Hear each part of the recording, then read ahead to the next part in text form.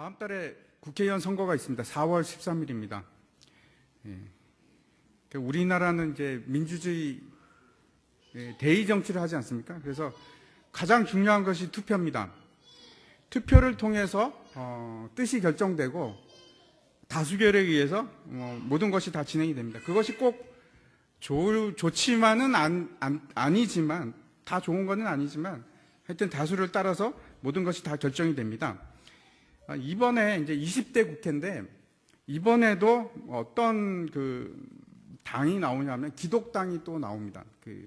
정확하게 어떤 이름을 가지고 나올지는 모르겠는데 17대 국회의원 선거 때부터 이제 나오기 시작해서 3번 나왔습니다. 그리고 이번에도 아마 틀림없이 등장할 것으로 생각이 됩니다. 지난주 결과를 보면 한국 기독당, 무슨 기독, 이렇게 자유당, 이런 식으로 이제 이름을 붙여서 나왔었는데, 득표율이 한 1%에서 2% 정도 됐습니다. 저는 기독교인들이 정치를 하는 것은 절대로 반대하지 않습니다. 지금까지 우리나라 대통령의 여러 명이 기독교 신자였지 않습니까? 물론 썩 좋은 평가를 받지는 못했지만, 아무튼 그렇습니다. 그러나 기독교라는 기준을 가지고 기독교의 대의 명분을 위해서 정치를 하는 것은 제가 생각하기에는 성경적은 아닙니다. 좀 우리가 생각을 해보아야 되는데 유럽에 가면은 기독당들이 있습니다. 독일 같은 경우에도 기민당이 있지 않습니까? 기독민주당, 지금 집권 연합당이 이제 지금 그렇게 되어 있는데 그렇다고 해서 유럽에 있는 기독당들이 기독교를 대표해서 대변해서 하는 당들은 아닙니다. 기독교적 가치관을 가지고 있는 것은 분명합니다. 제가 이제 말씀드리려고 하는 것은 교회 또는 기독교는 이 사회에서 도대체 어떠한 힘을 가져야 되는가? 어떤 정치적인 세력이 되어서 얼마나 우리도 그렇죠? 우리가 지금 기독교인들이 우리나라에서 이제 좀 많이 줄어서 18%에서 20% 정도 되지 않습니까? 그러면 우리가 얼마만한 그에 마땅한 권력을 가져야 하는가? 그것이 타당한가? 좀 생각해 봐야 할 것 같습니다.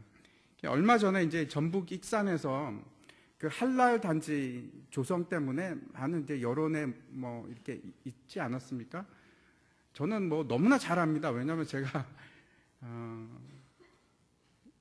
이슬람 지역에 있었기 때문에 할랄 문화에 대해서도 잘 알고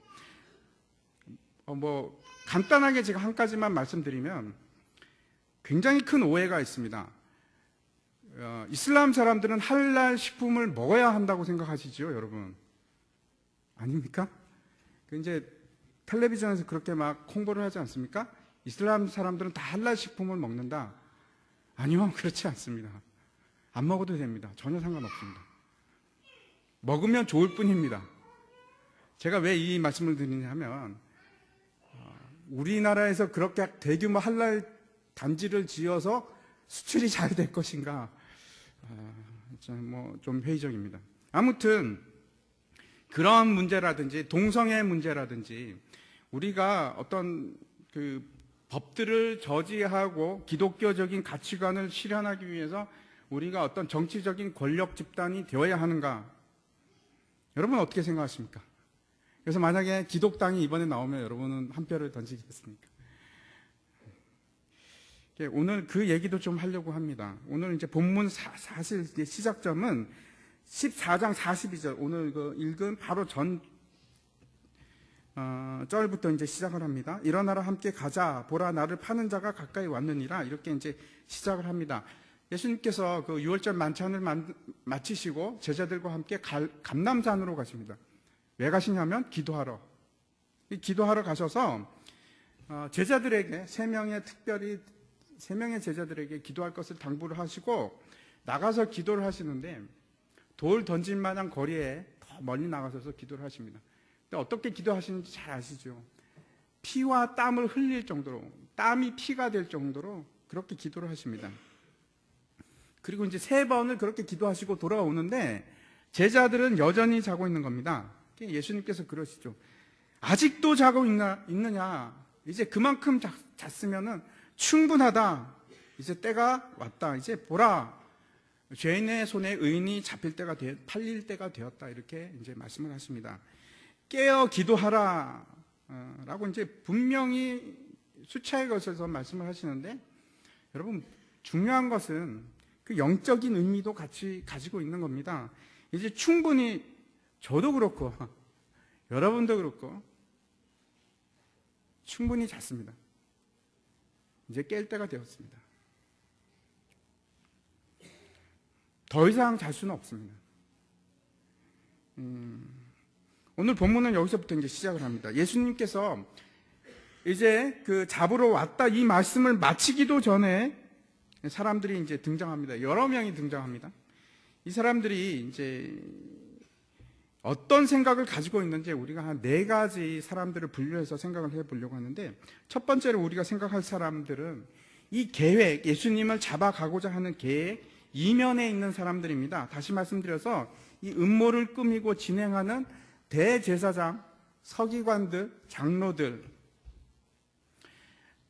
가룟 유다가 올 때 혼자 온 것이 아니고 무리들과 함께 옵니다.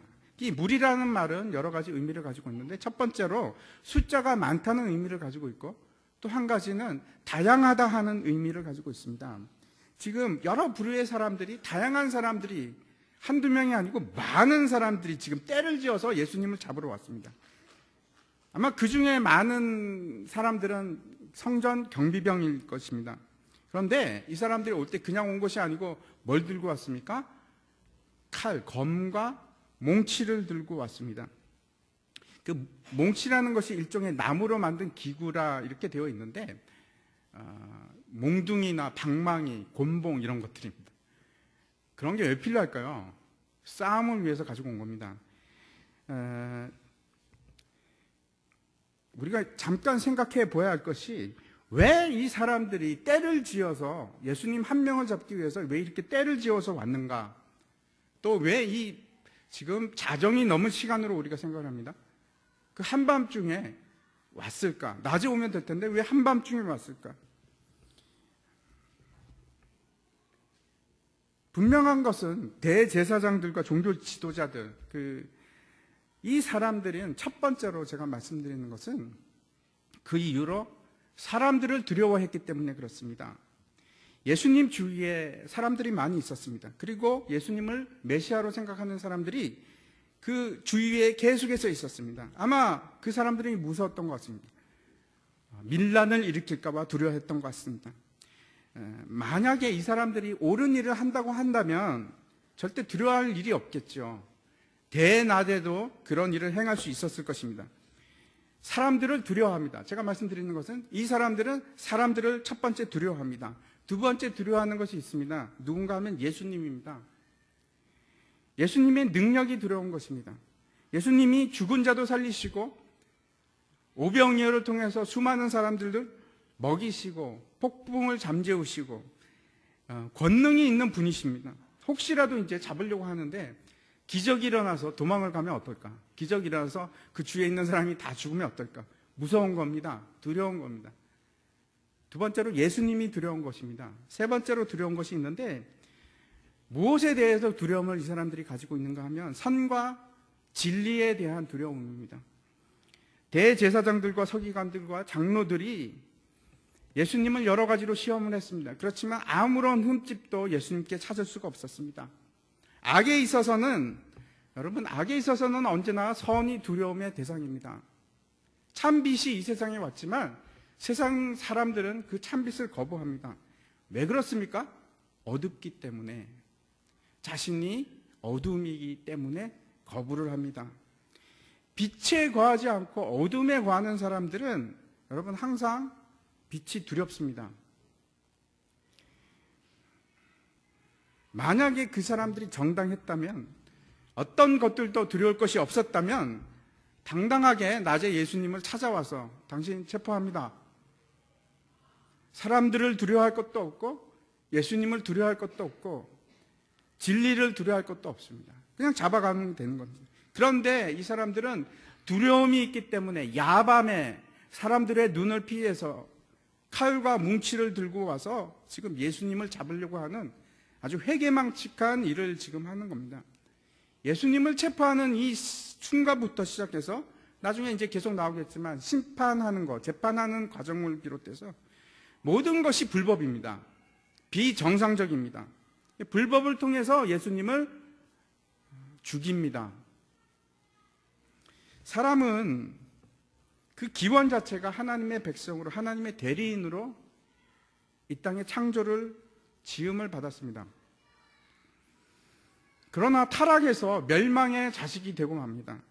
그 성경에 의도하는 바는 여러분, 처음부터 하나님의 자녀들에 관한 얘기입니다.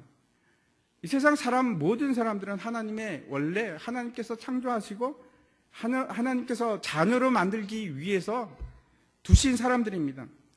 그 중에서도 특별히 이스라엘 사람들은 더더욱 그렇습니다. 언약의 백성입니다. 그런데 이 언약의 백성에게 성경은 관심이 있지 다른 사람에게 관심이 있는 것은 아닙니다. 이 언약의 관점에서 본다면 하나님의 언약에 속한 자들은 하나님을 기뻐하고 하나님과의 자녀 관계를 유지합니다. 그런데 그 언약을 파괴하고 그 언약을 거부하는 사람이 있습니다. 이스라엘 사람들이 더더욱 그랬습니다. 제가 말씀드리는 것은 예수님을 잡기 위해서 그 무리들의 배후에 있는 자들이 바로 그 언약을 파괴하는 사람들입니다. 언약 안에 거해야 함에도 불구하고 그 언약을 파괴하고 돌아오기를 거부하는 겁니다.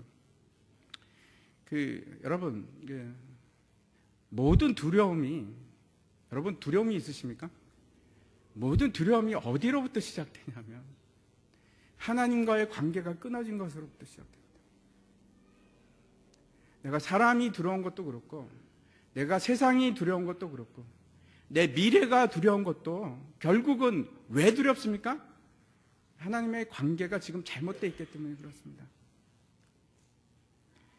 하나님과 약속이 깨어지면은 두려울 수밖에 없습니다. 하나님께서 그 약속이 깨어진 사람들을 위해서 그 아들을 보내시고 다시 언약 속으로 새 언약 속으로 가시려고 합니다. 그런데 그 아들을 거부하는 겁니다.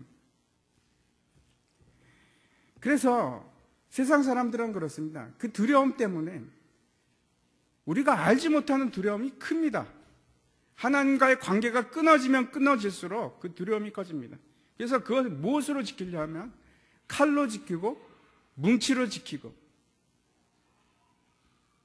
힘으로 자기 자신을 지키려고 합니다. 왜 예수님을 죽이려고 했습니까? 이 사람들이, 대제사장과 서기관들이, 장로들이 두려움 때문입니다. 우리도 마찬가지입니다. 혹시 여러분 사람에 대한 두려움이 있으십니까?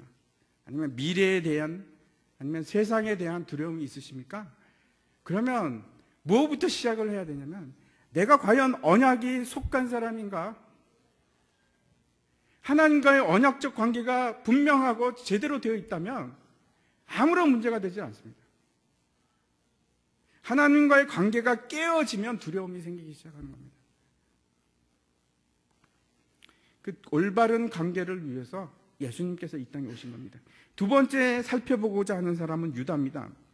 유다라는 이름은 그 이름 뜻이 하나님을 찬송하다 그런 뜻입니다. 그럼에도 불구하고 우리가 잘 알고 있듯이 유다하면 무엇이 생각납니까? 배신자, 배신의 대명사가 되었습니다. 예수님을 은 30에 팝니다. 그 스가랴 11장을 한번 제가 읽어보겠습니다. 내가 그들에게 이르되 너희가 좋게 여기거든 내 품삯을 내게 주고 그렇지 아니하거든 그만두라. 그들이 곧 은 30개를 달아서 내 품삯을 삼는지라. 스가랴서에 나와 있는 말인데 그게 어떻게 되어 있느냐 하면은 목자가 죽어버릴 곧 죽을 양떼를 돌보게 됩니다. 참 희한하죠? 한 목자가 양떼를 돌보는데 그 양떼는 곧 죽을 양떼들입니다. 잡혀서 죽을 양떼들입니다. 이 양떼들이 누군지 아십니까? 이스라엘 백성입니다. 죽을 양떼들을 돌보다가 뭐라고 하냐면은 이제는 내가 그냥 방치하리라 이렇게 얘기합니다.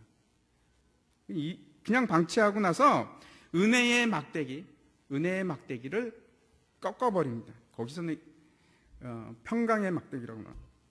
그리고 하는 말이 내가 양떼를 위해서 수고를 했으니까 나에게 지금 수고비를 얼마를 주겠느냐, 나에게 수고비를 줘야 될 거 아니냐, 이렇게 얘기를 하는 겁니다. 그랬더니 지금 얼마를 줍니까? 사람들이 은 30을 줍니다. 이 지금 목자가 누굴까요? 예수님입니다. 예수님께서 그 사역의 대가로 지금 얼마를 주겠느냐 그랬더니 이스라엘이 얼마를 주냐면 은 30을 줍니다. 은 30은 또 특별한 의미를 가지고 있습니다. 은 30이니까 이제 그 계산을 해보면 한 4달치 월급이 됩니다. 4달치 월급이면 그래도 꽤 많은 돈이죠. 근데 그 30의 의미가 있는데 출애굽기 21장을 한번 보겠습니다. 21장 32절에 보면 이렇게 되어 있습니다. 소가 만일 남종이나 여종을 받으면 소 임자가 은 30세겔을 그의 상전에게 줄 것이요 소는 돌로 쳐서 죽일지니라. 은 30이 의미하는 바가 무엇이냐 하면 종의 가격입니다. 남종의 가격입니다. 여종의 가격이고. 소 임자가 이제 소가 종을 받아갖고 죽였다. 그럼 몸값으로 얼마를 지불해야 되냐면 은 30입니다. 예수님께서 은 30에 종의 값에 팔렸습니다. 이 유다 말고, 가룟 유다 말고 사람을 팔아넘긴 또 다른 유다가 한 명 더 있습니다. 성경에 나오는. 여러분 혹시 누군지 아십니까? 모르십니까? 야곱의 12아들 중에 한 명인 유다입니다. 참 희한하죠? 이름이 똑같습니다. 유다입니다. 창세기 이제 37장에 보면은 야곱의 이제 10아들이 있는데 그 형제들이 요셉을 죽이고 이제 죽이고자 하는 장면이 나옵니다. 그것이 이제 창세기 37장에 나오는데 왜 요셉을 죽이려고 했을까? 참 희한하지 않습니까? 아무리 그래도 그렇지. 배달은 동생이라도 그렇지. 어떻게 자기 동생을 죽이려고 할까? 잘 납득이 가지 않는 장면입니다. 두 가지 기본적인 감정이 있습니다. 하나가 증오심입니다. 37장을 이제 잘 읽어보면은 어떤 문제가 있었냐면 야곱에게 이제 빌하하고 실바라는 그 두 아내가 있지 않습니까? 그 두 아내의 아들들하고 문제가 생깁니다. 요셉하고. 요셉이 어떻게 하냐면 이 아들들의 문제를 야곱에게 가서 자기 아버지에게 다 그 잘못을 얘기합니다. 어떤 문제인지 잘 모르겠습니다. 그런데 우리가 추측할 수 있는 것은 요셉이 잘못한 것이 아니고 그 아들들이 분명히 잘못을 했습니다.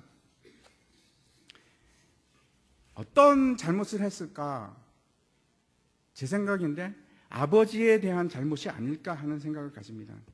나중에 야곱이 이제 형들에게 요셉을 보냅니다. 근데 그것도 너무나 희한한 것이 그 형들이 양들을 먹이고 있는 장소가 어딘가 하면 세겜입니다. 그런데 야곱이 살고 있던 곳은 헤브론입니다. 여러분 헤브론에서 세겜까지 가려면은 그냥 걸어가면 3일은 걸리는 길입니다. 이상하지 않습니까? 왜 그 다른 아들들이 헤브론 주위에서 양을 먹이면 될 텐데 무려 3일 길이나 걸어가서 양을 먹였을까? 그리고 그 장소도 특별한 장소입니다. 세겜입니다. 여러분 다 아시죠? 세겜은 그 야곱의 딸 디나가 나쁜 일을 당한 곳입니다. 그래서 살육이 벌어졌던 끔찍한 장소입니다. 왜 다시 그 요셉의 형들이 그곳으로 갔을까? 결국 도단에서 요셉을 잡아서 구덩이에 빠뜨리죠. 그리고 이제 죽이려고 합니다. 이 증오입니다. 어떤 증오인지 여러분 아시겠죠? 죄로부터 시작된 증오입니다. 죄로부터 시작된 증오입니다. 그리고 또 한 가지가 있는데 질투심입니다. 야곱은 요셉에게 그 채색옷을 입힙니다. 우리가 정확하게 그 채색옷이 의미하는 바가 어떤 것인지 알지는 못합니다. 하지만 분명한 것이 있는데 아마도 야곱은 그때 이미 요셉을 장자로 생각을 했던 것 같습니다. 생각해 보시기 바랍니다. 야곱에게 4명의 아내가 있었지만 가장 사랑했던 아내는 라헬이었습니다. 그리고 라헬의 장자는 요셉입니다. 그리고 특별히 나머지 아들들, 르우벤을 시작해갖고 그 생물학적인 장자들은 다 어떤 잘못들이 있었습니다. 문제가 있었습니다. 눈밖에 났습니다. 틀림없이 채색 옷을 입혔던 이유 중에 하나는 요셉이 장자권을 가지고 있는 것을 보여주기 위해서 그랬을 것으로 생각이 됩니다. 질투심입니다. 다른 형제들은 질투심을 느꼈을 것입니다. 그래서 유다의 제안에 의해서 요셉을 파는데 얼마에 파냐면 은 20에 팝니다. 원래 종으로 팔려면 은 30에 팔아야 되는데 아마 17살이라서 아직도 어려서 종의 값어치를 좀 깎았는지 어땠는지 20에 팝니다. 다시 이제 돌아가겠습니다. 그러면 유다는 도대체 어떻게 해서 그렇게 증오가 생기고 질투심이 생겼을 것인가? 성경에서 유다의 기록은 그렇게 많지가 않습니다. 그런데 이제 특이하게 세 복음서에서 동일하게 언급하는 부분이 있는데 그 부분이 어디냐 하면 마리아가 옥합을 깨서 향유를 예수님께 붓는 장면입니다. 그때 이제 유다가 그러죠. 야, 무슨 짓을 하냐? 이것을 팔아서 300데나리온에 팔아서 가난한 자에게 주지. 도대체 이게 무슨 허비냐? 이렇게 얘기합니다. 그때 이제 예수님께서 그렇게 말씀하시죠. 가만두어라. 그를 괴롭히지 말아라. 다른 사람들은 알지 못했지만 예수님의 머리에 향유를 붓는 순간에 적어도 두 사람은 예수님의 죽음에 대해서 명확하게 인식하고 있었습니다. 그 한 사람은 마리아고 또 한 사람은 유다입니다.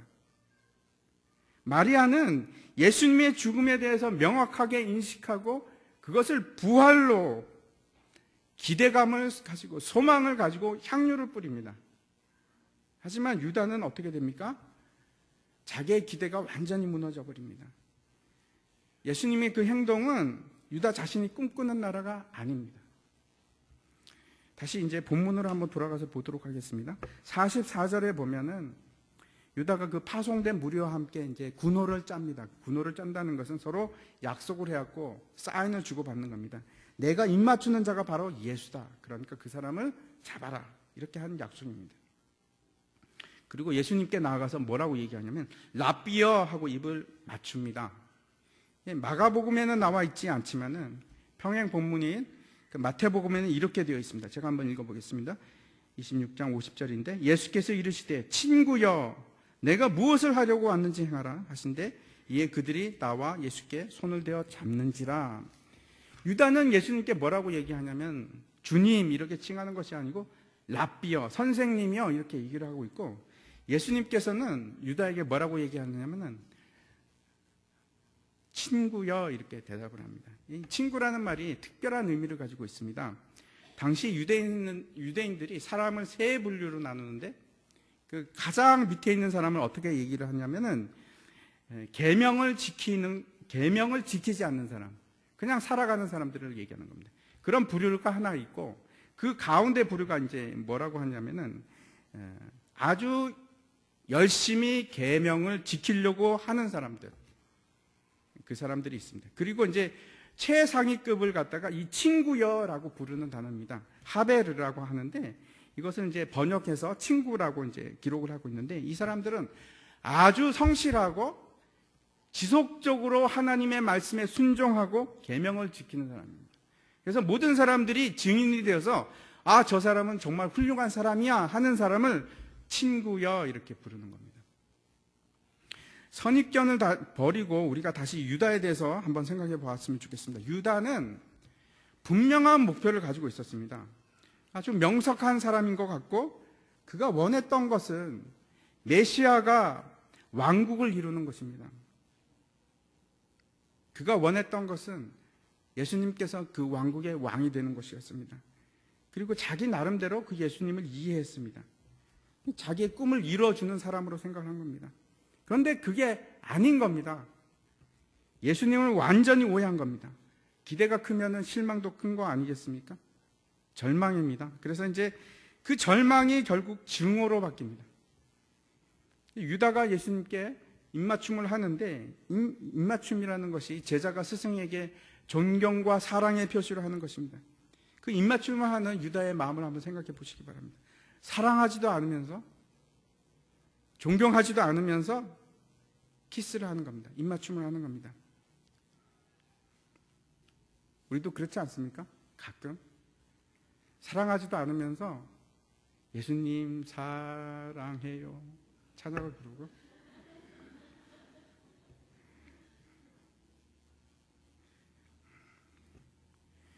앞에서 제가 말씀드린 대로 예수님께서 그 가룟 유다를 친구여라고 부른 것은 특별한 의미를 가지고 있습니다. 정말 그 사람은 제가 생각하기엔 그렇습니다. 돈을 맡길 수 있는 정도로 성실하고 물론 도적이었지만 계명대로 사는 것처럼 보이는 사람이었습니다. 그런데 결국은 그가 원하는 것은 세상이었습니다. 세상의 왕입니다. 그가 어떤 열심을 가지고 살건 상관이 없습니다, 여러분. 바리새인들도 마찬가지고 사두개인들도 마찬가지입니다. 모두가 나름대로 하나님을 열심히 섬기는 사람들입니다. 그런데 그 추구하는 목표가 하나님이 원하시는 것이 아니고 자기의 생각입니다.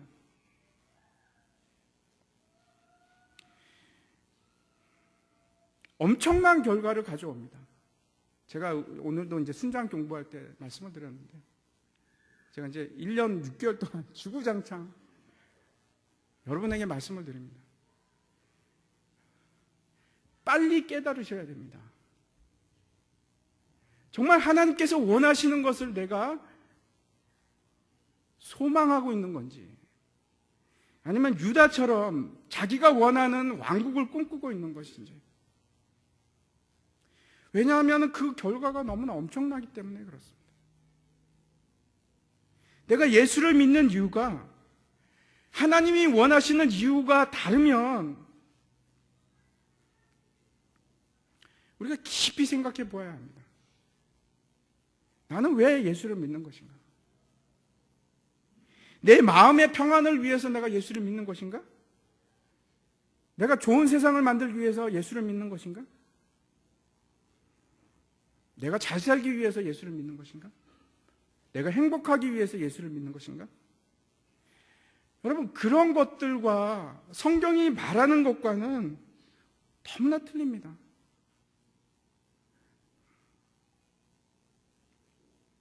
여러분, 처음에는 그 차이점을 잘 모를 수 있습니다. 그런데 시간이 지나면서 내가 아무리 예수를 믿어도 내 속에 평화가 깃들지 아니하고,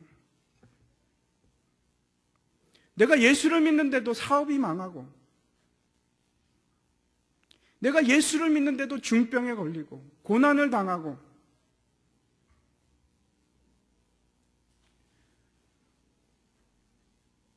내 속에 유다와 같은 생각이 들 수밖에 없습니다.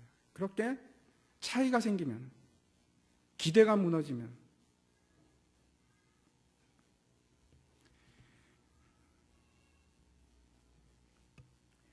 하나님께서 우리를 부르신 가장 큰 이유는 예수님의 길을 따라가게끔, 그를 통해서 하나님께서 영광을 받으시기 위해서 우리를 부르신 것입니다. 어쩌면 많은 사람들이 그 사실을 모르고 지나다가 유다처럼 내가 속았구나, 예수한테 속았구나 생각할지도 모르겠습니다. 이유가 어긋나 있으면 다시 뜯어 고치기 시작해야 합니다. 이 복음서를 보면 제자들이 그것을 이해하는데 너무나 오랜 시간이 걸립니다. 나중에 그게 언제 가서 이해하냐면 결국은 죽음을 통과한 후에, 예수님께서 죽음을 통과한 후에 그때야 깨닫게 됩니다. 여러분, 세상 종교가 말하는 목표와 혼돈하지 마시기 바랍니다. 우리가 바라보는 목표는 전혀 다릅니다. 세 번째 생각할 사람은 베드로입니다. 유다의 이제 신호에 따라서 그 같이 온 무리들이 예수님을 이제 체포하려고 둘러쌉니다. 그랬더니 47절을 보시기 바랍니다. 47절에 보면은 그 곁에 서 있는 자 중에 한 사람이 칼을 빼어서 대제사장의 종을 쳐 그 길을 떨어뜨립니다. 이 사람이 누굴까요? 예, 베드로입니다. 말고의 길을 친 베드로입니다. 좀 의외이지 않습니까? 왜냐하면 저는 어릴 때 깜짝 놀랐습니다. 이 얘기를 주일학교에서 들으면서 베드로는 어부라고 했는데 순박한 어부인 줄 알았는데 칼을 쓰는 사람이구나. 이 사람이 사시미를 잘 떴는가. 어떻게 해서 칼을 쓰게 되었는지. 그런데 우리가 생각해 보시기 바랍니다. 왜 베드로는 대제사장의 그 종의 귀를 쳤을까요? 이 사람의 이름은 말고인데 여러분 같으면 누구를 치겠습니까? 그 상황이 되었습니다. 예수님이 잡혀가려고 그럽니다. 저 같으면 유다를 쳤을 것 같습니다. 얼마나 기분이 나쁩니까? 유다가 배신해서 그 가증스러운 사랑의 입맞춤을 하는 유다를 그냥 칼로 치고 싶었을지도 모르겠습니다. 그런데 유다를 친 것이 아니고 대제사장의 종을 칩니다. 근데 이제 대제사장의 종이라고 되어 있는데 사실은 참모입니다. 이 사람이 하는 일 중에 하나가 성전에 경비하는 일입니다. 그런데 그러니까 이 사람도 물론 레위인이고 제사장입니다. 여러분, 제사장이 귀가 잘린다는 것은 굉장히 치명적인 일입니다. 만약에 그 육체가 이상이 생기면 제사장이 첫 번째 제사장이 될 수 없을 뿐더러 귀가 상징하는 것이 있습니다. 출애굽기에 보면은 귀가 상징하는 것은 영원히 종이 되는 상징입니다. 그래서 당연히 하나님의 영원한 종이 되기 위해서는 귀가 멀쩡해야죠. 근데 베드로가 그 귀를 잘라버립니다. 이해하시리라고 생각합니다. 지금 이런 말입니다. 야, 너희가 하나님의 종이냐? 너희는 귀가 필요 없다.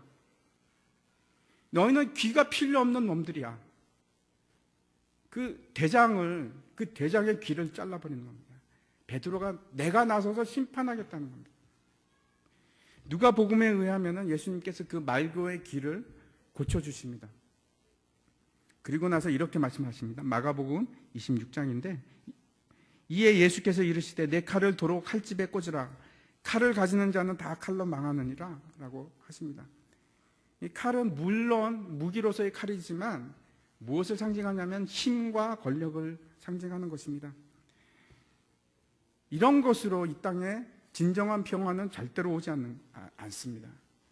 이런 것으로 하나님의 나라가 이 땅에 임하지는 않습니다.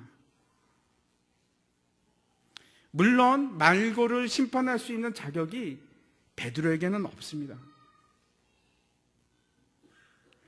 얼마 전에 제가 한 교수님으로부터 들은 말씀입니다.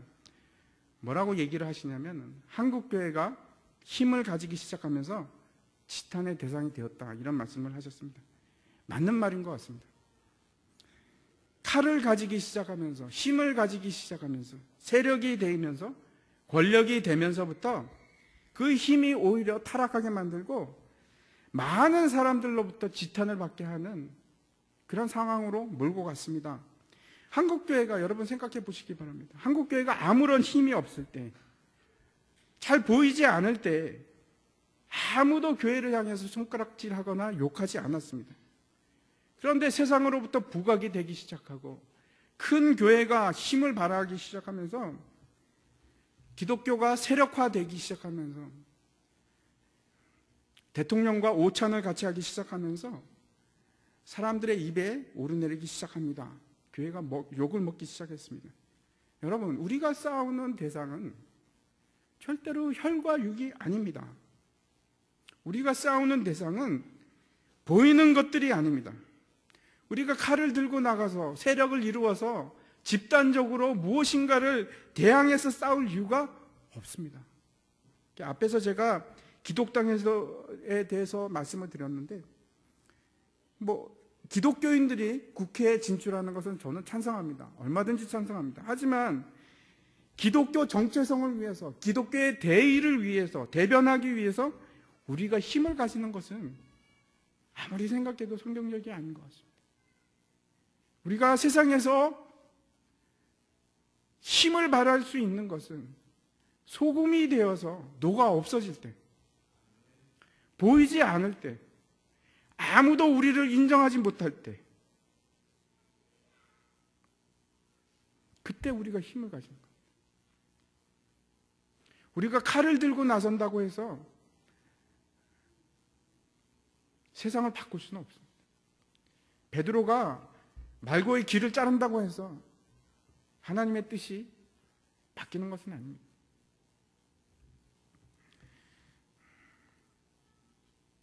아직도 우리 속에 베드로처럼 힘으로 무언가를 이루고자 하는, 힘으로 무언가를, 신앙을 비롯해서 그런 사람은 아닌가 생각해 보아야 할 것 같습니다. 네 번째 사람을 보겠습니다.